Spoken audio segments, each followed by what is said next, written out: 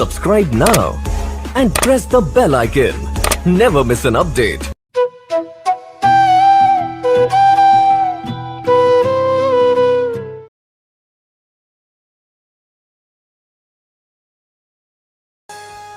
गोविंद भगवान की जय हो।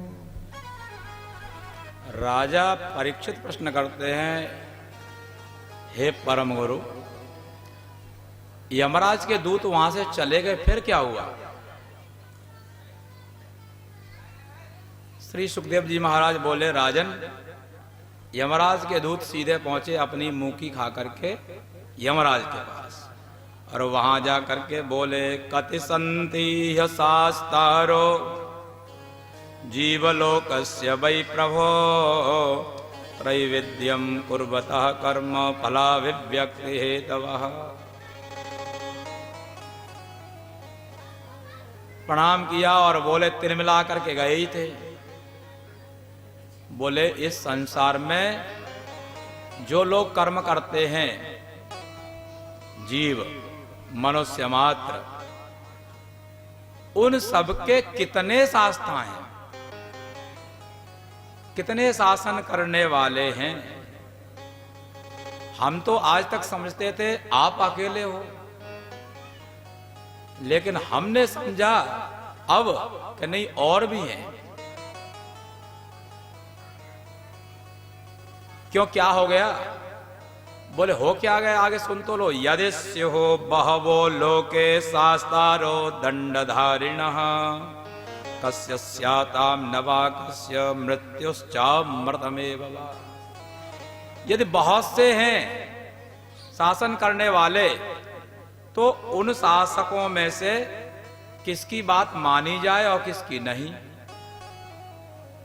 एक जिसका कहता है पकड़ के लाओ, तब तक मंत्री का फोन आ जाता, नहीं नहीं उनके घर मत जाना।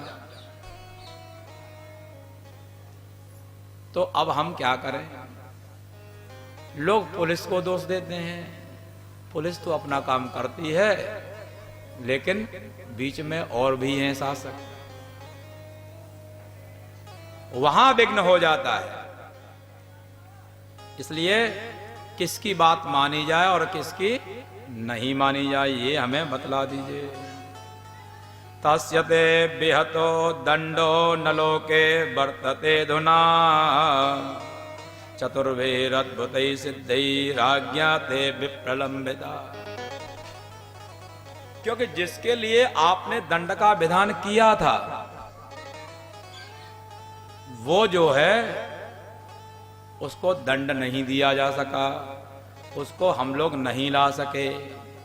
कारण क्या था? क्योंकि जैसे ही हम उसको लेकर के आ रहे थे, उसी में एक 4 अद्भुत दूत आ गए। अद्भुत इसलिए कह रहे हैं कि यमराज के दूतों ने कभी ऐसा स्वरूप देखा ही नहीं था, इसलिए अद्भुत ही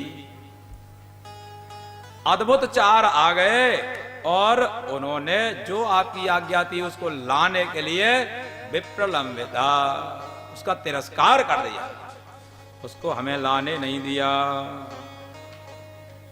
श्री सुखदेव जी महाराज कहते हैं, राजा परिजय इति देवः आपृष्टः प्रजा संयमनो यमः प्रीतः स्वदूतान् प्रत्याह स्मरन् पादाम्बुजंघरे। दूतों को एकांत में बुलाया, उधर मत बोलो, इधर।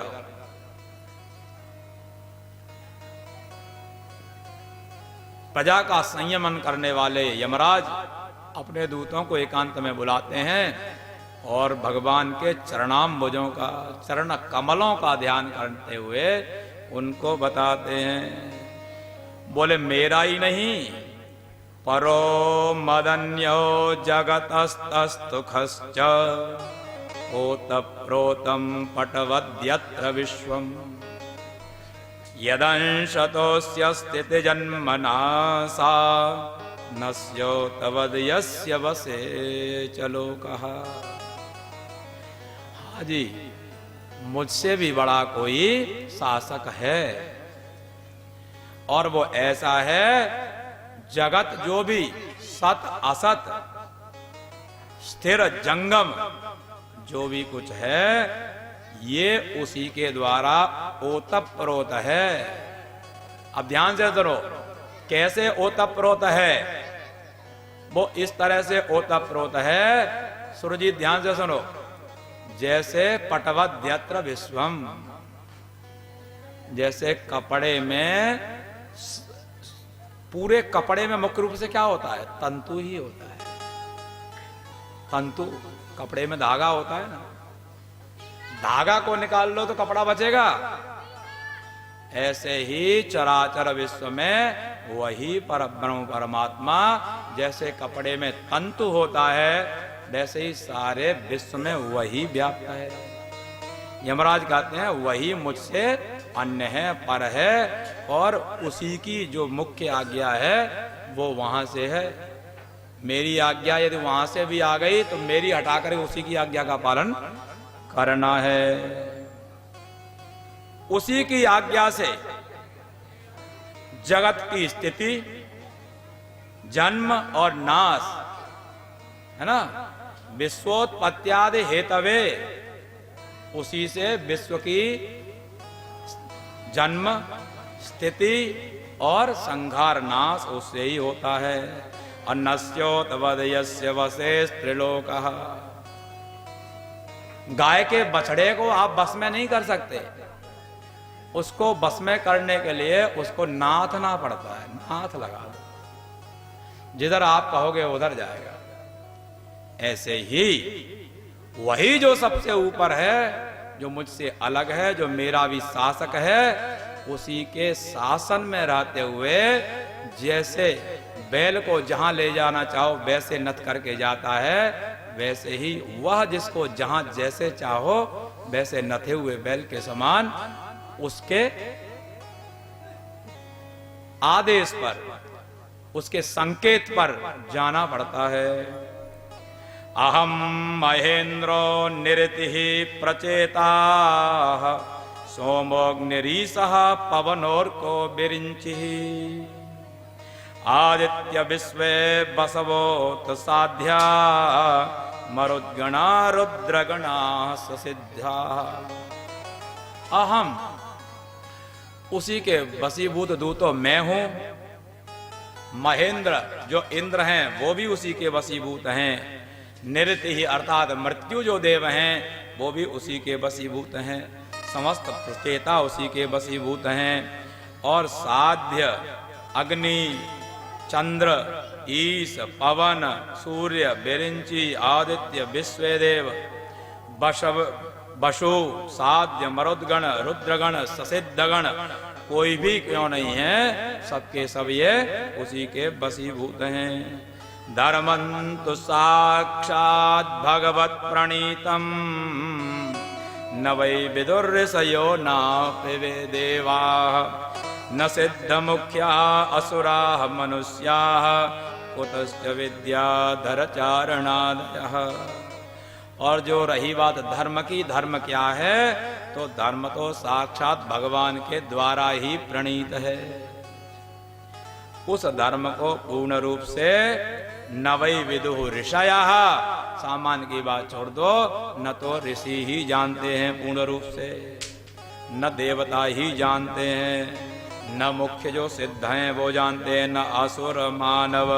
तो जब ये लोग नहीं जानते तो विद्याधर और चारण इत्यादि तो कैसे जान पाएंगे। अर्थात वेद में जो वेद है वही धर्म है। स्वयंभूर्नारदः शंभुः कुमारः कपिलो मनुः प्रह्लादो जनको भीष्मो बलैर्वैयासिकिर्वयम्। 12 ये हम लोग भागवत हैं। वो कौन कौन है? स्वयंभू, एक तो ब्रह्मा, ये भागवत के जानकार हैं। और दूसरे हैं धर्म के जानकार, भागवत के जानकार, वो हैं नारद। तीसरे हैं भगवान शंकर। और चौथे हैं कुमार, उन्हीं के पुत्र। 5वें हैं भगवान कपिल, जिनका तृतीय स्कंद में हम लोग कथा सुन चुके हैं। और भगवान मनु सतरूपा से इस सृष्टि का प्रारंभ हुआ, मानवीय सृष्टि वो। और प्रहलाद आगे वर्णन आएगा। जनकराज, विदेहराज जनक, वो इसके वास्तव में श्रोता वक्ता दोनों हैं, जानकार हैं।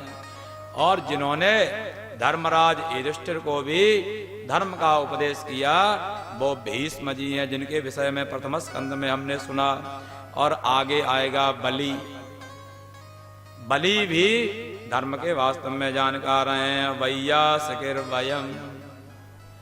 और श्री सुखदेव जी महाराज कहते हैं, या यमराज कहते हैं वैयासकी, श्री सुखदेव जी महाराज भी इसके पूर्ण जानकार हैं। ये ही वास्तव में धर्म के धर्मज्ञ हैं। ये 12 हैं। गुह्यम विशुद्धम दुर्बोधम यम ज्ञात्वा मृतमश्नुते। यह धर्म वास्तव में अत्यंत ही गोपनीय है, दुर्बोध है, परम शुद्ध है। इसको जान करके अमृतम अश्नुते, अमृतत्व प्राप्त किया जा सकता है।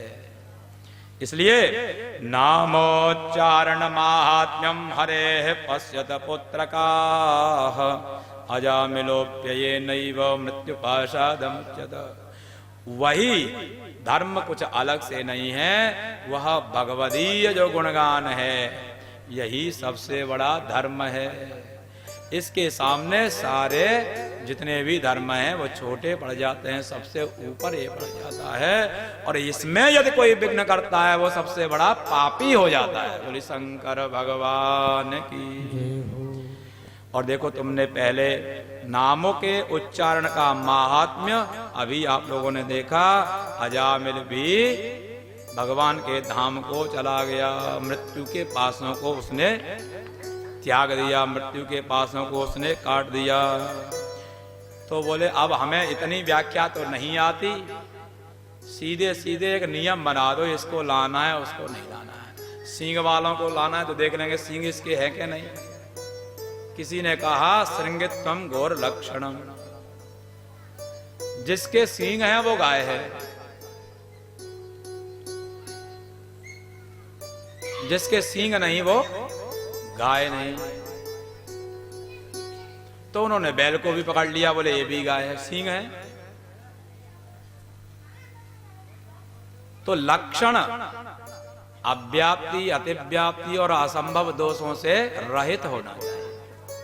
आपकी समझ में नहीं आएगा, लेकिन लोगों की समझ में आ रहा है, उनके लिए बताया जा रहा है। आप केवल सुनो, ये शास्त्रीय सिद्धांत की बात है।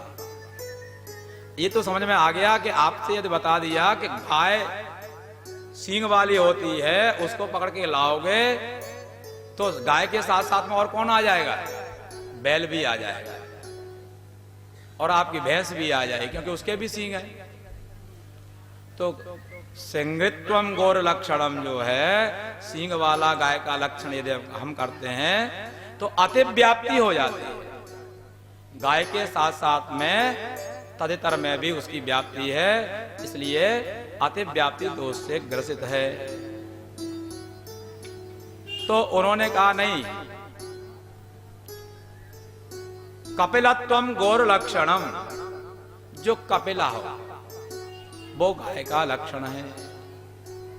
अर्थात जो सफेद हो, आपकी भाषा में मान लो वो गाय है, तो लाल गाय है उसको फिर नहीं लाया जाएगा। काली गाय है उसको नहीं लाया जाएगा। ये हो गया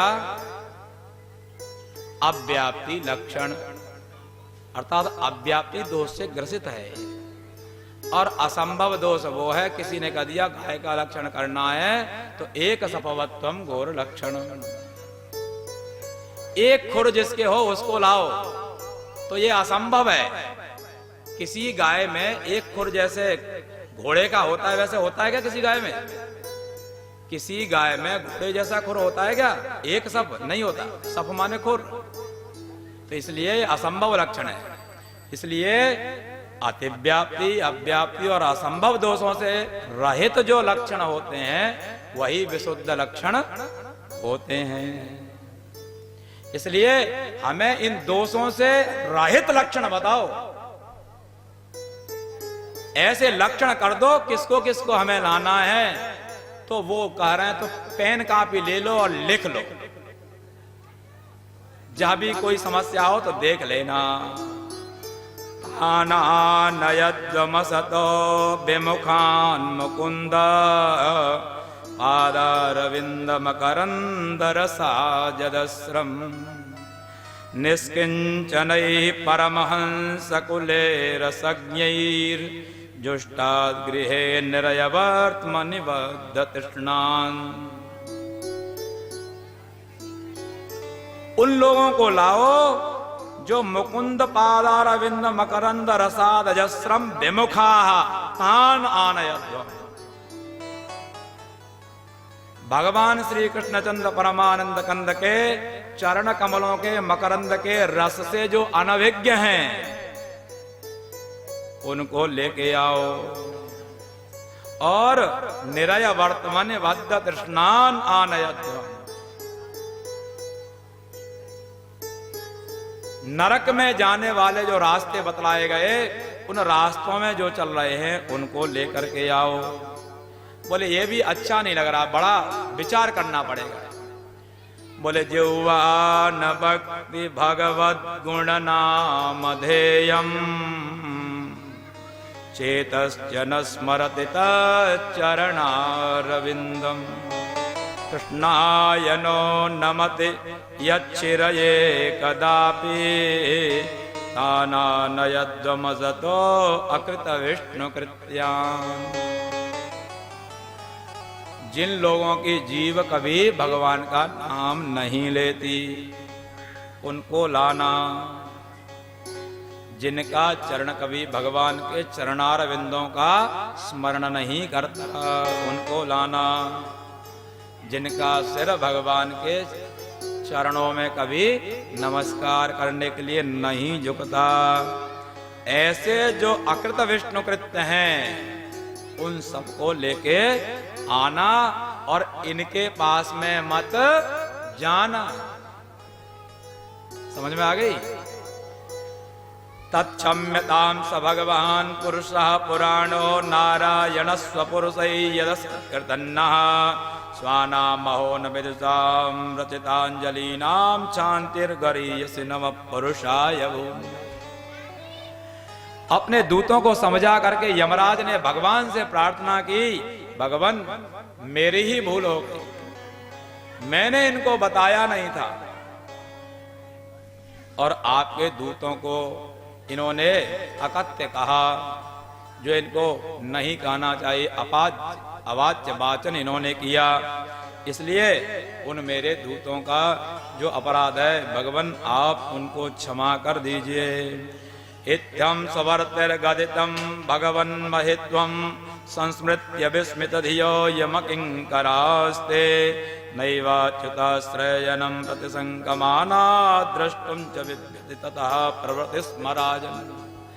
श्री सुखदेव जी महाराज कहते हैं, राजन परीक्षित, उसके बाद में तो यमराज के जो दूत हैं भगवान के भक्तों के दर्शन से भी डरते हैं। उनको पकड़ने की, उनके पास में जाने की तो बात छोड़ दो, उनके दर्शन से भी भय खाते हैं, कहीं फिर दोबारा से कहीं ऐसी फजीयत न हो जाए।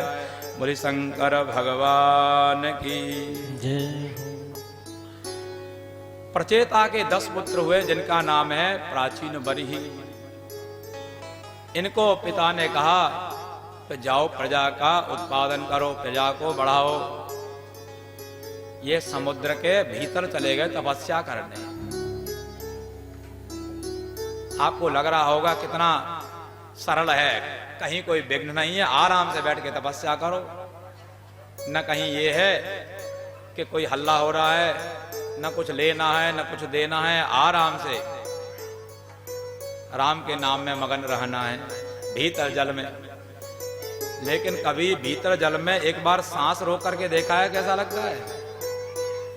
जल में भीतर जाकर के जहां कम से कम यहां तक जल हो, बैठ जाओ, नाक बंद कर लो, फिर देखो कितनी देर तक आप तपस्या कर पाओ। कुछ लोगों ने शायद अनुभव किया भी होगा, उनको पता है। ऐसी घोर इन्होंने जल में बैठ करके तपस्या की और तपस्या करने के बाद में जब बाहर आए तो इन्होंने देखा पूरी पृथ्वी वृक्षों से ही परिपूर्ण हो गई। पहले जंगल कैसा होता था, यहीं से भय लगता था, आज चंबल तक पहुंच जाओ आंगन जैसा ही लगता है। सारे वृक्ष समाप्त हो गए। छाया मन्यस्य कुर्वन्ति स्थास्यन्ते स्वयमातपे फलान्यपि परार्थाय वृक्षाः सत्पुरुषा एव। जैसे सत्पुरुष होते हैं, सत्पुरुष क्या करते हैं? अपने लिए कुछ नहीं, ऐसे ही वृक्ष भी सत्पुरुष की तरह से होते हैं। छाया मन्यस्य कुर्वन्ते तिष्ठन्ते स्वयमातपे। स्वयं धूप में खड़े रहते हैं और दूसरे के लिए क्या करते हैं? छाया देते हैं। और जब फल लगते हैं तो वृक्ष कबहु नहीं फल वके। वृक्ष कभी स्वयं फल नहीं खाता, वो फलान्यपि परार्थाय, दूसरे के लिए ही वो फल भी देते हैं। तो वृक्षाः सत्पुरुषाय, वृक्ष भी सत्पुरुष होते हैं। दत्ते भरम कुसुम पत्र फलावलीनाम घर्मभ्यतां वहति शीतभवां रुजञ्च यो देहमर्पयति चान्य सुखस्य हेतोः तस्मै वदान्य गुरवे तरवो नमोस्तु।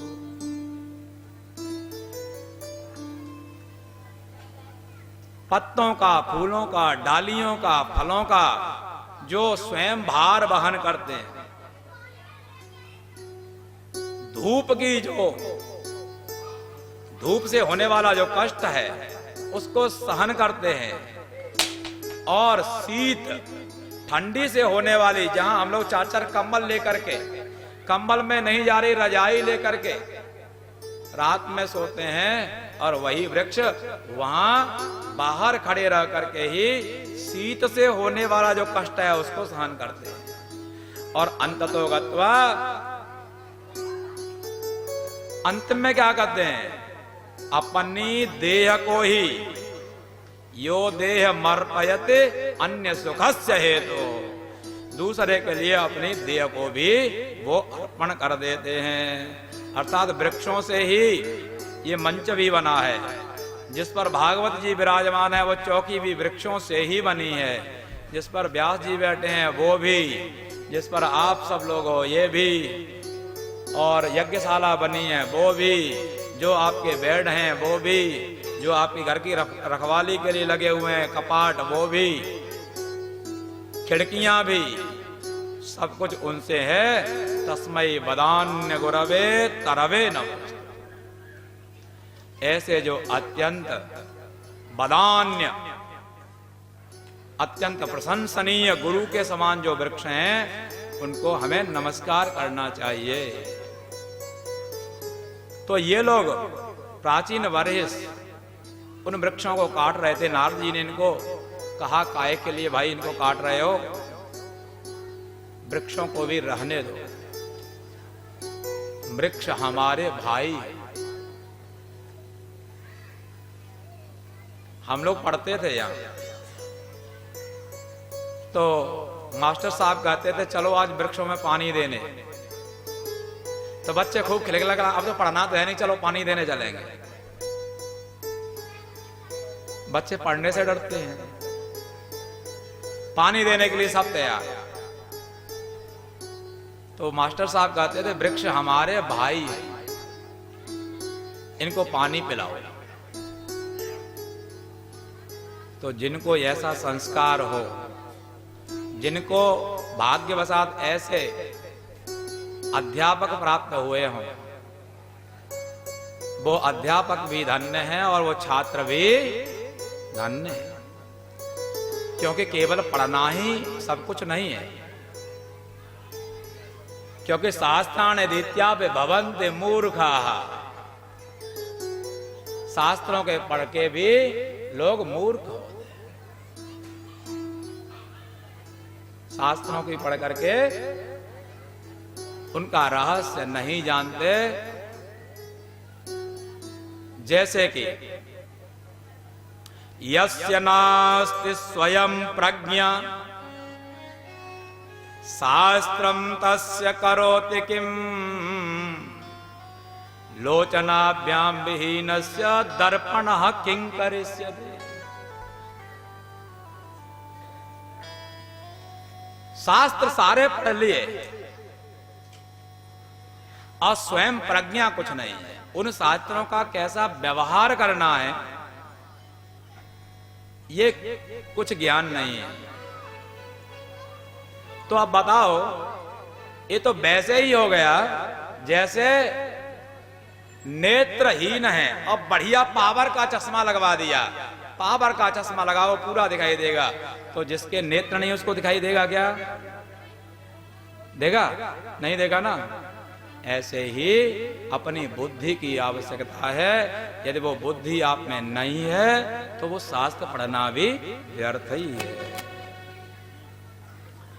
नारद जी के कहने पर बारक्षी नाम की उनकी कन्या थी, उनके साथ में उनका विवाह हो गया और उनका जो क्रोध था वो शांत भी हो गया। आगे इस तरह से जो प्रजाति आगे बढ़ने लगी और इधर कहते हैं कुछ दक्ष प्रजापति ने पुत्रों का उत्पादन किया और वो पुत्र नारद जी आए, उनको सबको ही ज्ञान का उपदेश दे करके सबको सन्यासी बना दिया। दक्ष प्रजापति बेचारे देखते रह गए, ये तो इन्होंने बड़ा भारी अपराध कर दिया। हम पुत्र उत्पन्न करते हैं, ये सबको सब बाबाजी बना देते हैं,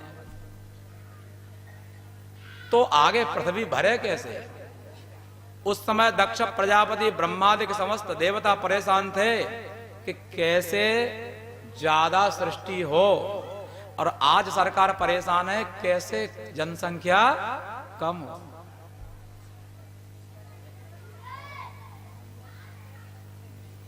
खैर, उसी में आगे चल करके एक बार त्वष्टुर्दैत्यानुजा भार्या रचना नाम कन्यका सन्निवेशस्तयोर्जज्ञे विश्वरूपश्च वीर्यवान। सृष्टि आगे चल रही थी, सृष्टि अथाह है, इसका वर्णन कर पाना शेष शारदा के भी बस में नहीं है। ऐसी एक दैत्यों की अनुजा थी, दैत्यों की छोटी बहन, और त्वष्टा नाम के देवता के साथ में उसका विवाह हुआ था, जिसका नाम था रचना। सन्निवेशस्तयोर्जज्ञे विश्वरूपश्च वीर्यवान। उन दोनों के संपर्क से एक पुत्र हुआ जिसका नाम था विश्वरूप। क्या नाम था? विश्वरूप। इधर ध्यान दो, वो तो आते रहेंगे जाते रहेंगे।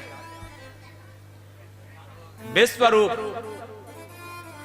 तम बब्रे स्वरगणा स्वश्रियम द्विषतामपि विमतेन परित्यक्ता गुरुणांगिरसेनया।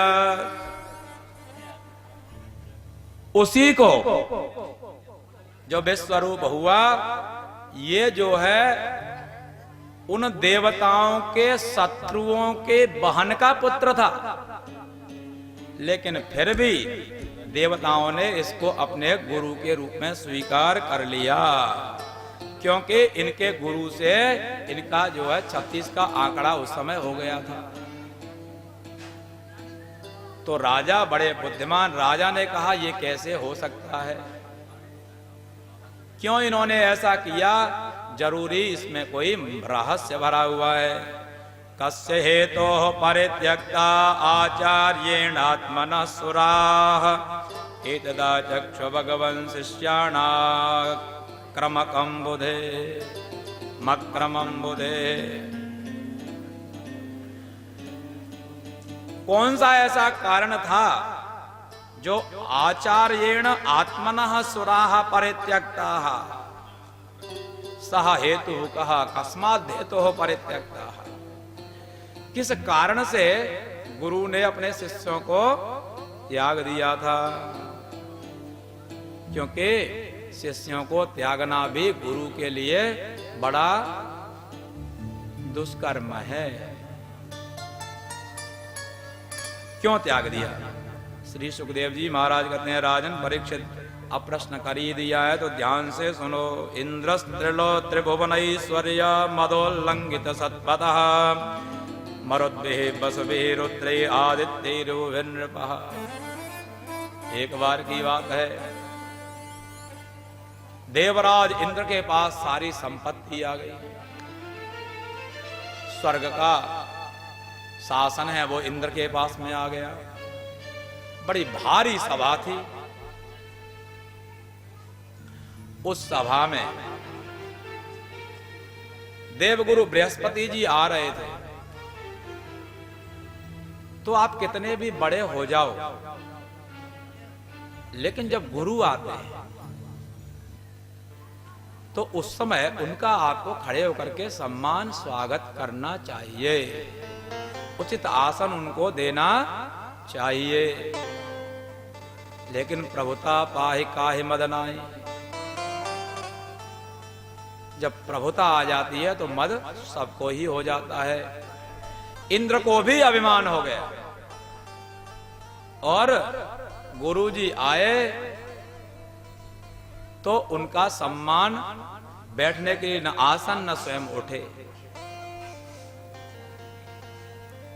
शास्त्र तो कहता है कि गुरुर् ब्रह्मा गुरुर्विष्णु गुरुर्देवो महेश्वरः गुरु साक्षात् परम ब्रह्म तस्मै श्री गुरवे नमः। गुरु ही ब्रह्मा, गुरु ही विष्णु, गुरु ही देव महेश्वर, साक्षात परब्रह्म हुई है। इसलिए भगवत बुद्धि से सदगुरु को प्रणाम करना चाहिए। और आपकी भाषा में कहें तो कहते हैं कि गुरु गोविंद दोनों खड़े काके लागो पाहि। बोले बलिहारी गुरु आपने कि गोविंद दियो बताए। दोनों एक साथ में खड़े हों तो किसको प्रणाम करें? तो कवियों ने कहा कि पहले गुरु को ही प्रणाम करना ज्यादा सही है, क्योंकि एक बार भगवान रुष्ट भी हो गए तो गुरु फिर पकड़ा देंगे, लेकिन गुरु रुष्ट हो गए तो फिर भगवान को कोई नहीं पकड़ा पाएगा। तो गुरु का उनको सम्मान करना चाहिए। देवराज इंद्र ने गुरु का सम्मान किया नहीं और मानमिच्छन्ति पंडिता अधमा धनमिच्छन्ति धनम मानं च मध्यमः उत्तमाः मानमिच्छन्ति मानो हि महतां धनम। अधम जो लोग होते हैं वो धन चाहते हैं, चार गाली भी दे जाओ कोई फर्क नहीं पड़ता, धन दे जाओ।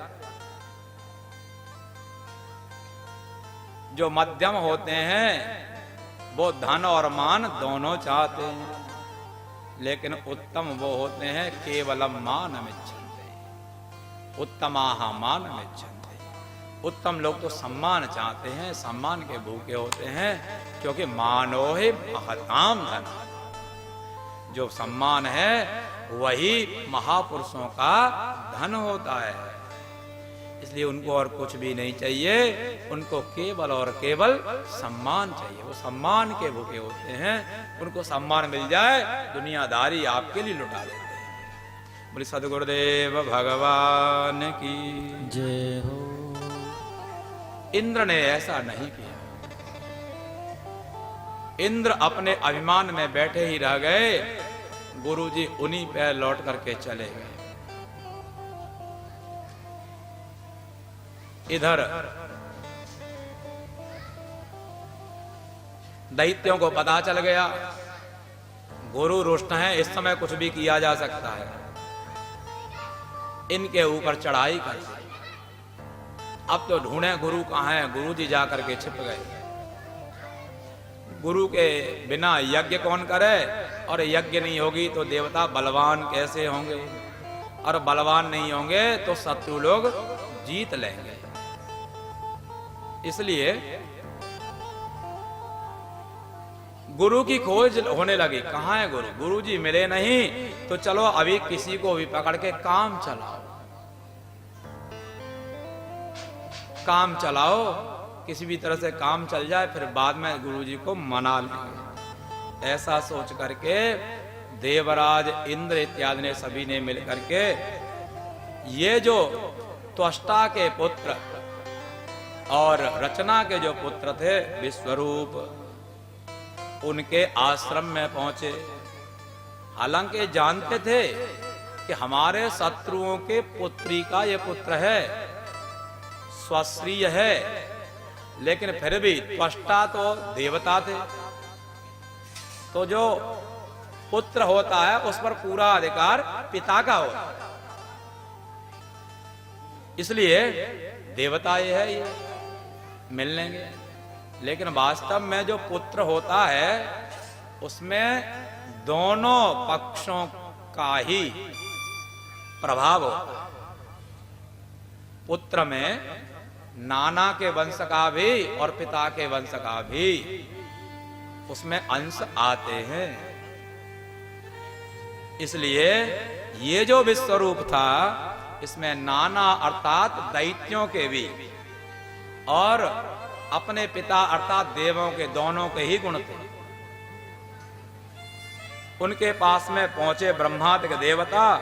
अहो बत सुर श्रेष्ठा यवद्रम अकृतम महत् ब्रह्मिष्टम ब्राह्मणम दान्तैर ऐश्वर्यान्नाभ्यपद्यत।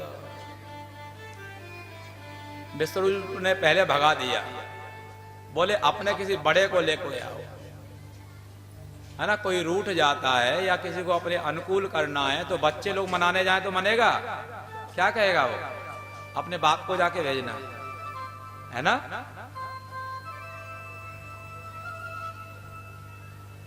तो वो ब्रह्मा जी के पास में समस्त देवता पहुंचे, निवेदन किया, बोले हमारा तो गुरु होने योग्य विश्वरूप है, और वो कहता है कि पहले ब्रह्मा जी से पूछो। ब्रह्मा जी ने सारा वृत्तांत सुना। ब्रह्मा जी ने देवताओं को, इंद्रादि को पहले डांटा, फटकारा। अभद्रम वह कृतम महत्, तुम लोगों ने तो बहुत ज्यादा ही अनर्थ कर दिया। जो कि ब्रह्मिष्ठ वेदज्ञ ब्राह्मण, जो शांत दांत आपके गुरु पद पर थे। शांत माने बाहरी इंद्रियां, दांत माने भीतरी इंद्रियों का जो स्वामित्व करता हो, ऐसे शांत और दांत अपने गुरु का आपने अपमान किया है, ये बड़ा भारी अनर्थ का कारण है। त्रिविष्टपम किम गणयन्त्यवेद्य मंत्रा भ्रगुणा मनुशिक्षितार्था न विप्र गोविंद गवीश्वराणाम भवन्त्य भद्राणि नरेश्वराणाम।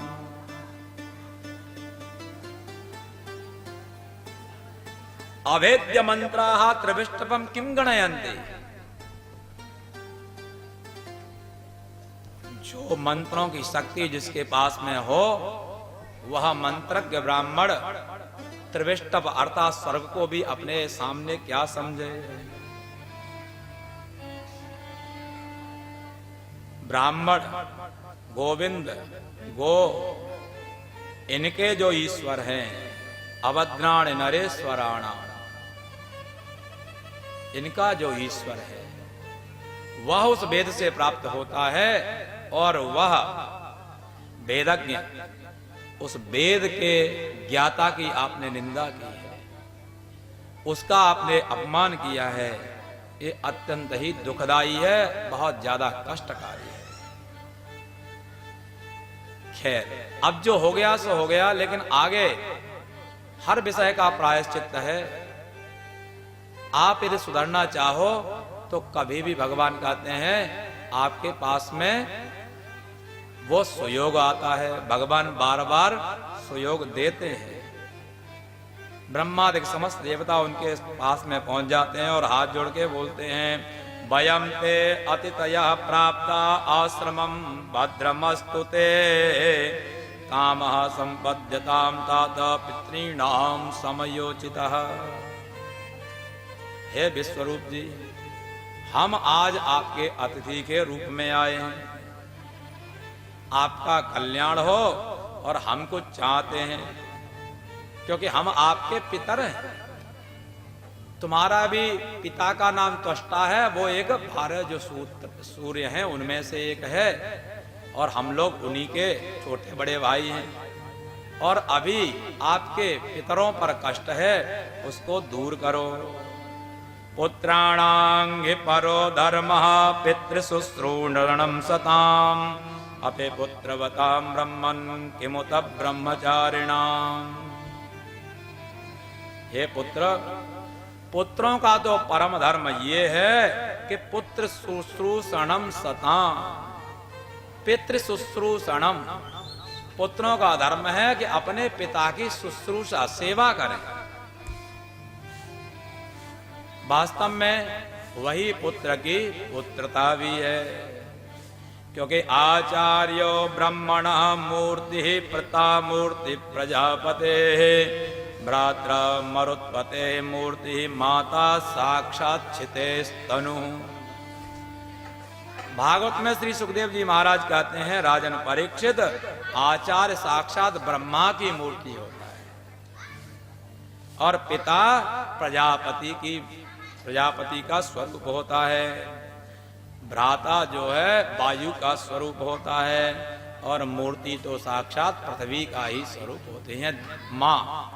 माँ साक्षात पृथ्वी का स्वरूप होती हैं। जैसे बिना पृथ्वी के आपका जीना असंभव है, उसी तरह से बिना माता के सम्मान के आपका जीवन या आपका उच्च पद प्राप्ति भी निष्फल ही है। नगर हंति हर्तेषु यविष्टस्यङ्घ्रिपाद अविवादनम छन्दोभ्योऽन्यत्र न ब्रह्मन् वयोज्येष्ठ्यस्य कारणम। भले ही आप हमसे छोटे हैं, कोई इसमें संदेह नहीं है। ज्येष्ठ का कारण अवस्था नहीं होती, ज्येष्ठता का कारण विद्या होती है। नगर हंति अर्थेषु यविष्ठांघ्रि अभिवादनम।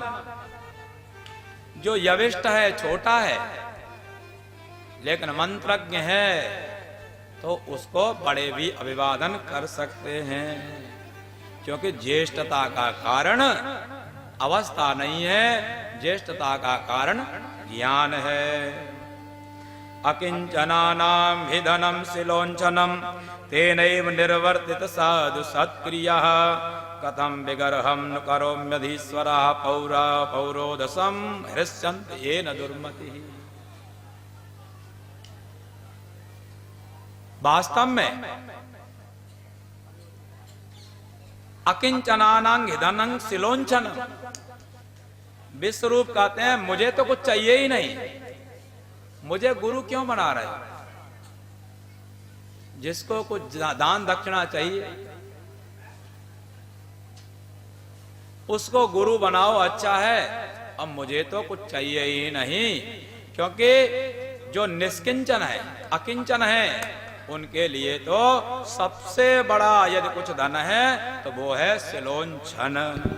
गोविंद हरे गोपाल हरे गोविंद हरे गोपाल हरे गोविंद हरे गोपाल।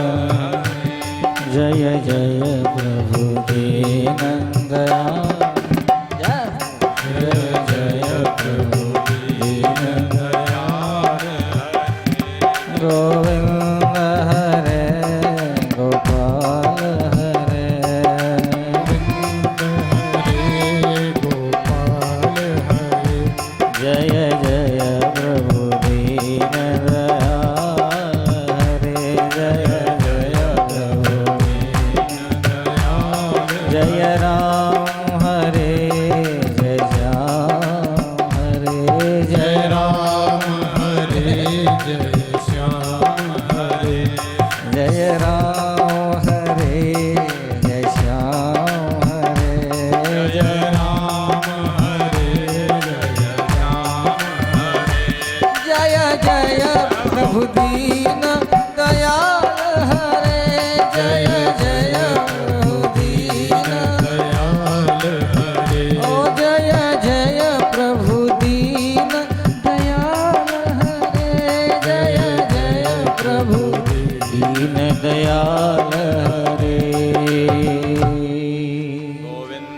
भगवान की जय। जो अकिंचन है उनका धन तो केवल और केवल सिलोंचन होता है। शास्त्र में सिलोंच वृत्ति का बड़ा विधान है। आप कहोगे सिलोंच क्या होता है? आप सभी किसान हैं, किसानों का भी आंदोलन भी चल रहा है। किसान जब खेत को काट करके लाता है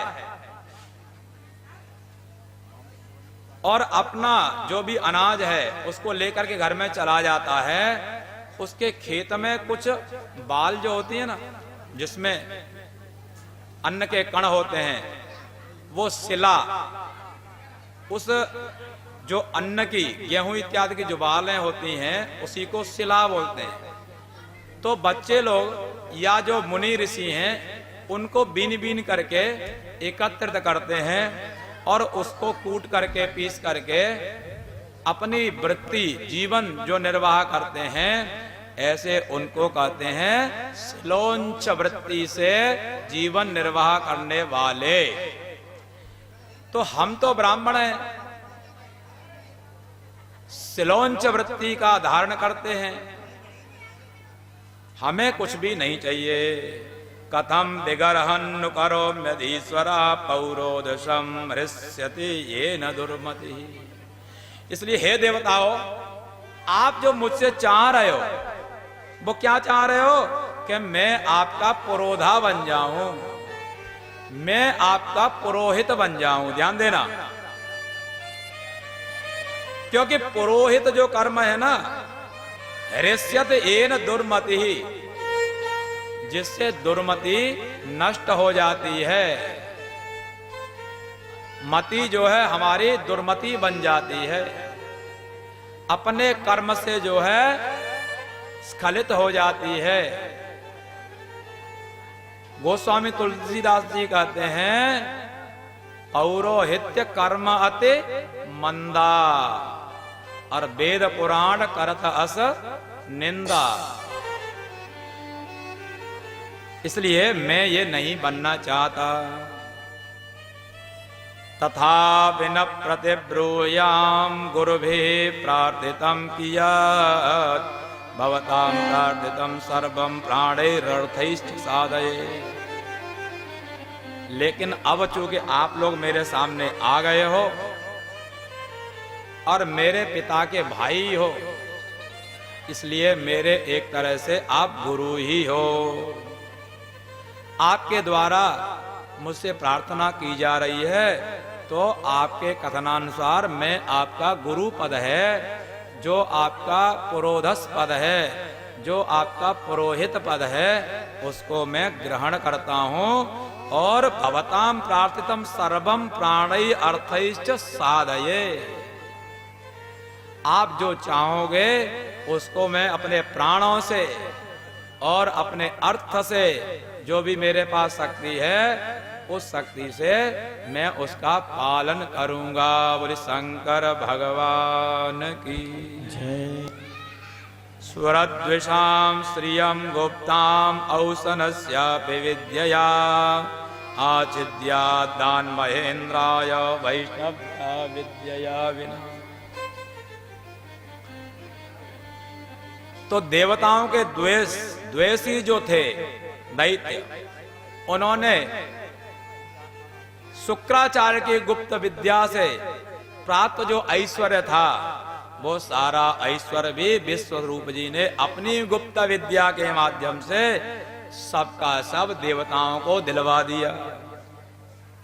यया गुप्त सहस्राक्षो जिज्ञेश्वर चमोर्विभो ताम प्रास महेन्द्राय विश्वरूप उदारधी।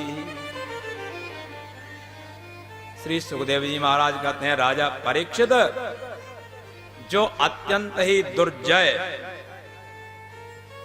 जिसके कारण, जिसकी शक्ति पर, जिसके बल पर ही देवराज इंद्र ने असुरों की जो सेना थी उस सेना को पराजित किया। वह जो है नारायण कवच उदार बुद्धि वाले विश्वरूप जी ने इंद्र को दिया था, और उसी के बलबूते वो दिग्विजयी होकर के, अपराजेय होकर के, अजय होकर के दैत्यों को पराजित उन्होंने किया और सारी संपत्ति वहां से अपने तरफ मिला ली। तो राजा परीक्षित ने कहा, यया गुप्तः सहस्राक्षः सवाहान रिपुसैनिकान क्रीडन्य विजर्जित्य त्रैलोक्य भोजे श्री। आप कहोगे इतने श्लोक क्यों बोल रहे हो, लेकिन मैं आपको बताऊं, बिना श्लोक के कहना कथा बहुत सरल है। मुझे ही शर्मिंदगी महसूस होती है, इसलिए मुझे श्लोक बोलना ही अच्छा लगता है, और कोई कारण नहीं है। मुझे पता है आपके लिए बहुत कठिन हो जाता है, लेकिन स्वांत सुखाय तुलसी रघुनाथ गाथा भाषा निबद्धमति मंजुल मातनोते। भक्ता पहले अपनी सुरक्षा देखता है, भक्ता पहले अपनी खुशी देखता है, उसके बाद में दुनिया की। तो मुझे ही कभी शर्मिंदगी महसूस होती है, ये कैसे जो है अभिवादय स्त्रीवन मां भूमे त्यध्येयम व्याकरण। महर्षि पतंजलि ने बड़े व्याकरण के पठन में हेतु गिनाए हैं। अभिवादन में भी कहीं महिलाओं की तरह से हम न हो जाएं, इसलिए हमें व्याकरण पढ़ना चाहिए। ऐसे ही हमें कथा में श्लोक बोलना चाहिए, ताकि हम साधारण वक्ताओं की लाइन में न हो जाएं। बोली शंकर भगवान की। विप्रैर भागवती वार्ता गेहे गेहे जने जने कारिता कण लोभेन कथा सारस्ततो गतः। ब्राह्मणों ने क्या किया, अर्थ की लोलुपता के कारण घर घर में जन जन में उस भागवत कथा को करना प्रारंभ कर दिया।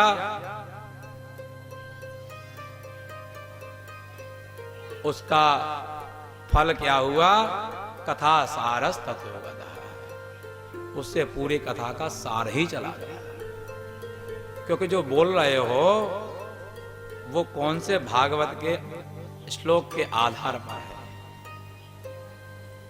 आधार लेकर के चलना चाहिए। निराधार चलोगे तो स्वयं भी डूबोगे, दूसरे को भी डुबा दोगे। इसलिए श्लोकों का प्रयोग आवश्यक हो जाता है, बहुत ही कम होता है, लेकिन फिर भी मुझे पता है अधिक हो जाता है। लेकिन चूंकि भागवत सुन रहे हो ना, तो भागवत से अतिरिक्त और कुछ नहीं, सब कुछ इसमें है, क्या नहीं है।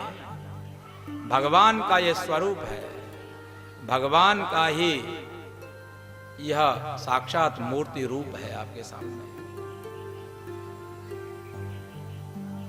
जिस गुप्त विद्या के कारण सहस्राक्ष अर्थात इंद्र अपने सैनिकों को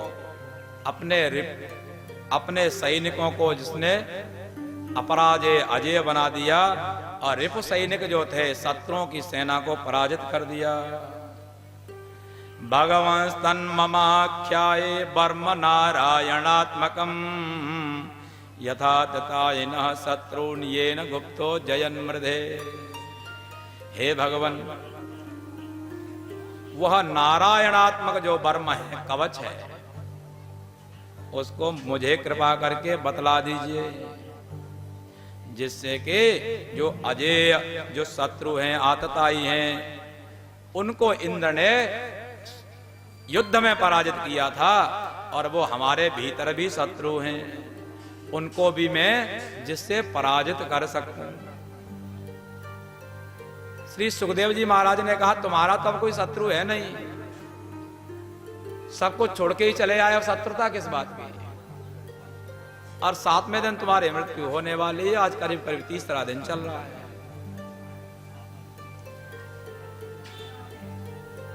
तो उन्होंने कहा वास्तव में जो आपने बताया, बाहरी शत्रु शत्रु नहीं, शत्रु तो भीतरी जो शत्रु हैं वही शत्रु हैं। उनको मैं जीत सकूं, उनके ऊपर मैं विजयी हो सकूं, वो शत्रु हैं काम, क्रोध, लोभ, मोह, मद, मात्सर्य, ईर्ष्या, द्वेष। इनको मैं पराजित कर सकूं, इसलिए कृपा करके आप उस नारायण कवच का मुझे उपदेश करें। विश्वरूप ने जो कहा था, जस का तस श्री सुखदेव जी महाराज ने राजा परीक्षित को सुनाया।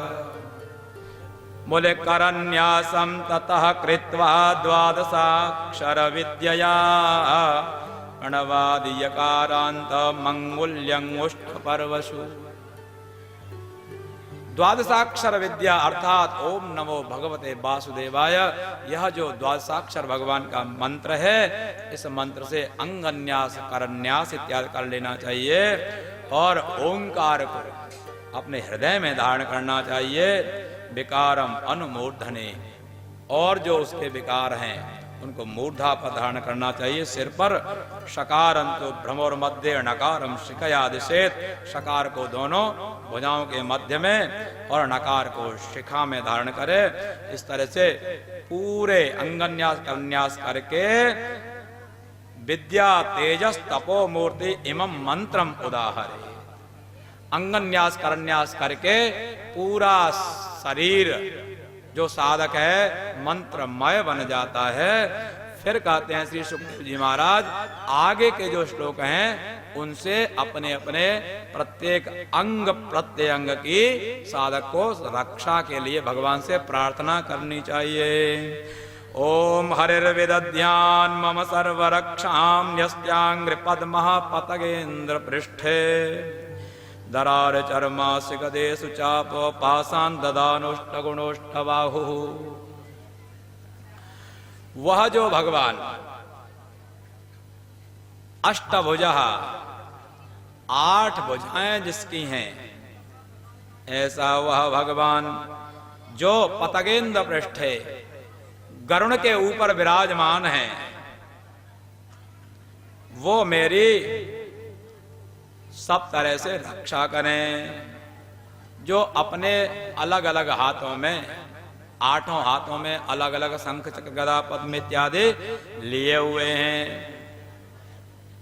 दिशाएं 8 ही हैं, ऊपर नीचे तो खैर है ही 10 मानी जाती हैं। तो वो भगवान 10 दिशाओं में हमारी रक्षा करें। कहीं मैं जल में जाऊं तो जले सुमाम रक्षतु मत्स्य मूर्तिर यादो गणेभ्यो वरुणस्य पासात् स्थले सुमाया बटवा मनोव्या त्रिविक्रमः खेवत विश्वरूपः। यदि मैं जल में जाऊं तो वहां पर मत्स्य मूर्ति जो मत्स्यावतार हुआ है वो हमारी आकर के वहां पर रक्षा करें। और कहीं आकाश में उड़ूं तो वहां त्रिविक्रम जो भगवान है विश्वरूप, वो हमारी रक्षा करें। स्थले सुमाया बटुबा मनोव्यात, इस पृथ्वी पर कहीं भी हम विचरण करें तो वह जो वामन भगवान है वो हमारी रक्षा करें। इस तरह से बहुत अंग प्रत्यंग की रक्षा का इस नारायण कवच के माध्यम से विधान किया गया है। और इस पूरे नारायण कवच की व्याख्या के बाद में इसकी फलश्रुति है, उसके लिए श्री सुखदेव जी महाराज कहते हैं, उसकी व्याख्या करते हुए उसकी फलश्रुति क्या है, उसका फल क्या है, तो बताते हैं एतद्धारयमाणस्तो यम यम पश्यति चक्षुषा पदाभा संस्मृते सद्य सात्सु विमुच्यते। इस नारायण कवच रूपी विद्या को, कवच को जो धारण करता है और धारण करने के बाद में जिस जिसको अपनी आंखों से देखता है अथवा अपने पैरों से उसका स्पर्श करता है, पैर से भी स्पर्श करता है, तो साथ विमुच्यते, वह स्पर्शित व्यक्ति अपने पापों से छूट जाता है। और गुरु लोग इसका अवश्य ही हर दिन पाठ करते हैं। और शिष्य जब उनको प्रणाम करता है तो शिष्य भी कैसा हो जाता है, निष्पाप हो जाता है। इसीलिए पादों का जो स्पर्श है उसका विधान किया गया है। गुरुओं को अवश्य इसका पाठ करना चाहिए, इसको धारण करना चाहिए, तो वो अपना और शिष्यों का सबका कल्याण कर देते हैं। इमाम विद्याम पुरा कश्चित धारयन् कौशिको धारयन् द्विजः योग धारणया स्वांगम जहौ च मरुधन बनी। एक कौशिक नाम के ब्राह्मण थे, वो इसका हर दिन पाठ करते थे और योग की विद्या के माध्यम से उन्होंने अपने शरीर को मरुभूमि, आज हमारे कुछ विशिष्ट व्यक्ति पूछ रहे थे मरुभूमि कौन सी है, वो जो रेगिस्तान है वही मरुभूमि है। उसी में उन्होंने शरीर योग धारणा से त्याग दिया और जहां उनका शरीर उन्होंने त्यागा उसी के ऊपर से एक जो है गंधर्व ऊपर से जा रहा था। गगनान्यपसा सद्यः सविमानो यवाक्षिरः सबालखिल्य वचनान्दस्ति न्यादाय विस्मितः। और वह कोई और नहीं, चित्ररथ नाम का गंधर्व था, अपने विमान से ऊपर से जा रहा था। और जो पाठक जो थे उनका शरीर भी नहीं है, उनकी केवल अस्थियां वहां पड़ी थी। उन अस्थियों के, उन हड्डियों के ऊपर से वो जा रहा था। उसका ऐसा प्रभाव रहा कि अवाक सिर मन नीचे को सिर होकर के विमान के सहित वो वहां गिर पड़ा। उसके बाद बालखिल्य ऋषि आए, उनको उसने प्रणाम किया और पूछा चित्ररथ राम गंधर्व ने कि क्या हो गया, कैसे मेरा ये जो विमान है वो गिर गया।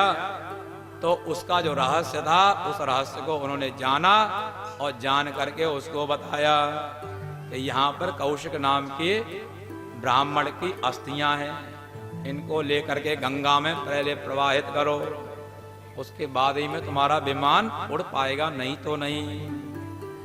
प्रास्य प्राची सरस्वत्याम स्नात्वा धाम स्वमन्मगात्। उसके बाद में उनकी अस्थियों को लेकर के वह प्राची सरस्वती जहां है, पूर्व की दिशा में जो सरस्वती प्रवाहित हो रही है, उस स्थान पर जाकर के उसने उनको प्रवाहित किया।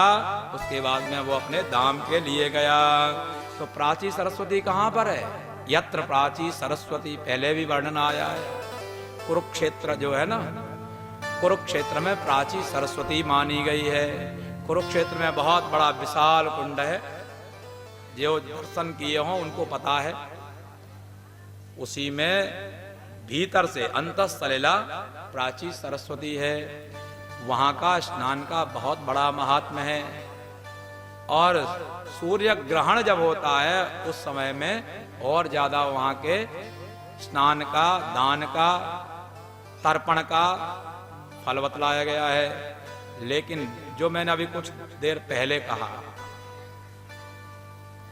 जनसंख्या का आधिक्य हो गया है, इसलिए अब तो जब कम भीड़ हो उस समय जाना ही ज्यादा श्रेयस्कर है। ऐसी यह अत्यंत ही गुप्त विद्या है। तस्या सन विश्वरूपस्य शिरांसि त्रीणि भारत सोमपीतम सुरापीतम अन्नादमित सुश्रुम। इस विश्वरूप के 3 सिर थे। एक से तो जो है सोमपीतम, सोमरस पान करता था, अमृत। और दूसरे से सुरापीतम जो यहां चल रही है, और तीसरे से वो अन्न का भक्षण करता था। अब तो सब कुछ प्राप्त हो गया। हर दिन यज्ञ हो रही है, स्वाहा स्वाहा, हर दिन यज्ञ होती है नहीं। तो इसलिए जो यज्ञ है वो यज्ञ सही हो रही है या नहीं। ऐसा नहीं हमें तो जो है पूजा पाठ करना नहीं, तो हम जो है क्यों सीखें। बोले हमारा श्लोकों से क्या लेना देना, श्लोक आप पढ़ो।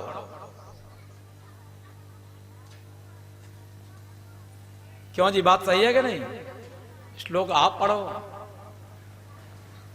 लेकिन ये जान लो आप नहीं जानते रहोगे तो इंद्र जैसा गड़बड़ हो जाएगा।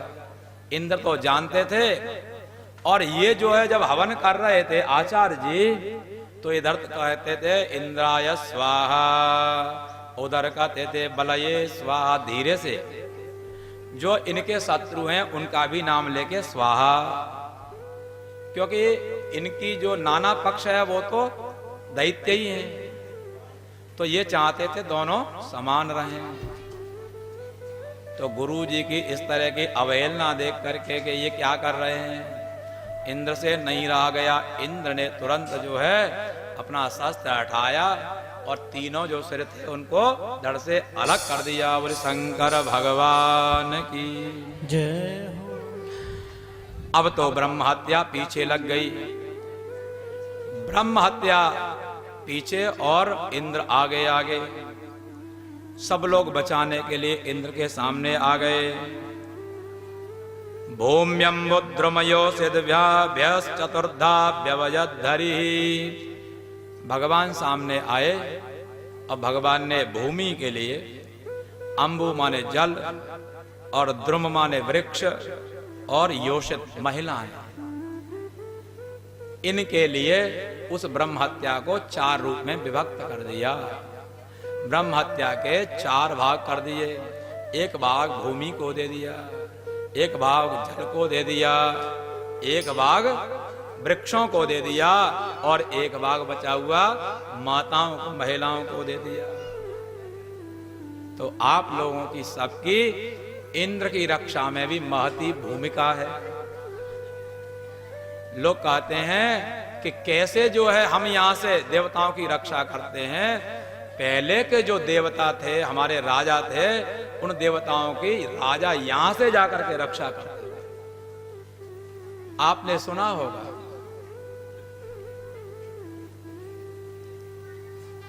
दुष्यंत राजा, भरत के पुत्र दुष्यंत,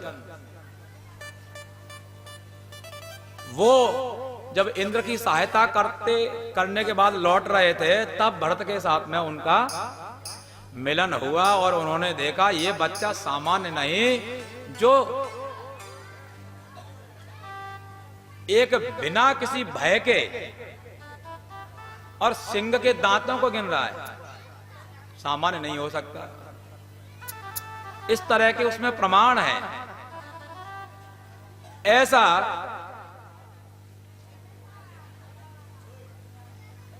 वह विधान, अर्थात यहां से भी राजा महाराजा जाकर के देवताओं की रक्षा करते थे, और यहां पर जो माताएं बैठी ये सब भी उन इंद्रादि देवताओं की रक्षा आज तक कर रहे हैं। भूमि ने ऐसा कह करके वर मांग करके कि मैं जैसे ही ज्योति जाऊं या जहां भी गड्ढा हो वो दोबारा भर जाए, यदि ऐसा आप वरदान देते हैं तो मैं ब्रह्म हत्या का एक जो भाग है उसको ले सकती हूं। भगवान ने कहा तथास्तु। ये आपके प्रत्यक्ष सामने है, हम लोगों ने देखा है, आप लोगों ने तो बहुत ही गहरा देखा होगा। ये जो गड्ढा बगल में है बहुत ही गहरा था, धीरे धीरे भर गया। भगवान ने तथास्तु कह दिया। भूमि ने उस चतुर्थांश को ग्रहण कर लिया। वही चतुर्थांश जहां रेगिस्तान होता है, ऊसर बीज वये फल जथा।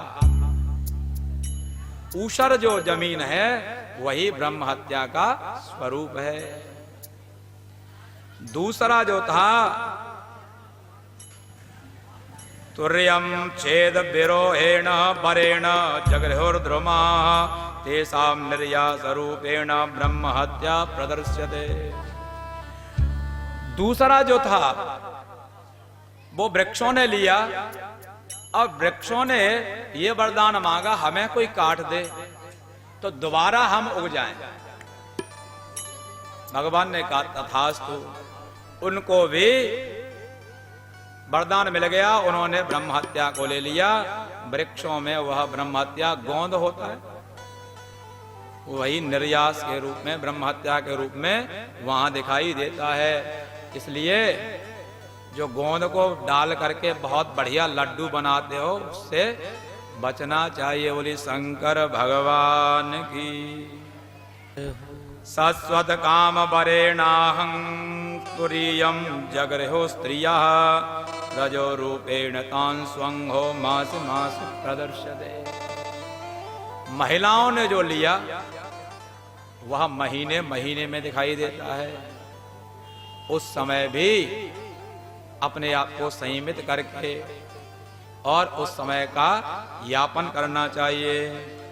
द्रव्य भूय वरेणापस्तुरीयम जगृहुर्मलम बुध बुध फेनाभ्याम दृष्टम तद्धरते क्षिपन्। जल ने उस ब्रह्म हत्या के रूप को लिया और उन्होंने कहा कि द्रव्य भूयः वरेणापः। जल है तो जीवन है, जल है तो कल है, जल है तो कल है। लेकिन आजकल भगवान की कृपा है उसका दुरुपयोग होता दिखाई दे रहा है। पहले कुओं से जल खींचते थे, एक बाल्टी किसी भी तरह से ले आए, महिलाएं उसी परात में बैठ के नहा ली और उसी में उसको कपड़ों को धो ली, एक ही। और आज एक कोई बच्चा भी स्नान करे तो कम से कम एक कोठी पानी बह रहा है। अरे वो तो छोड़ो, घंटों घंटों भैंसें नवाई जा रही। बोले शंकर भगवान की जय हो। तो ये समझ लो जीवन में एक व्यक्ति को कितना जल, उसकी भी मात्रा तय है। एक व्यक्ति को कितना अन्न खाना है ये भी फिक्स है। एक व्यक्ति को कितनी चीनी खानी है वो फिक्स है। अन्न इनके लिए 4 ट्रक आवंटित कर दो, 4 ट्रक से ज्यादा होते ही इनका ब्लड प्रेशर हाई हो जाएगा। डॉक्टर कह देगा अब ये थोड़ा भी नमक खाया तो गए।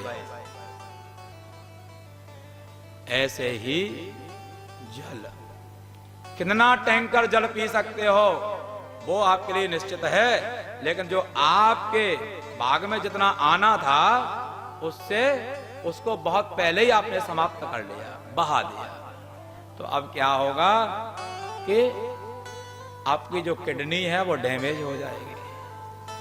डॉक्टर कह देगा यदि जीना है तो एक बूंद भी पानी, कोई परिचय है आपका ऐसा नहीं जिसको डॉक्टर ने कहा हो कि एक बूंद भी पानी मत पीना, नहीं तो पेट फाड़ करके निकालना पड़ेगा। कुछ दिन तो धीरे धीरे चलेगा, बाद में तो हर दूसरे दिन निकालना पड़ेगा।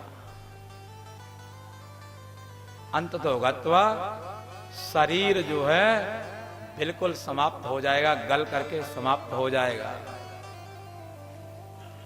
इसलिए पानी व्यर्थ न बहने दें।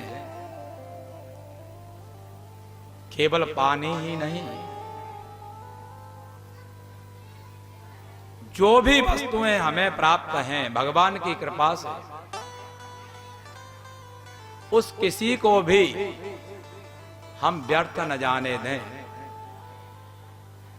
सबको प्यास लगी है और सूर्य नारायण भी कथा सुनने के लिए आए हैं, तो उनका तेज भी हमें झेलना पड़ेगा। जल्दी जल्दी पानी पी लो, यहां से फिर आगे कथा कहेंगे। बोले शंकर भगवान की जय हो।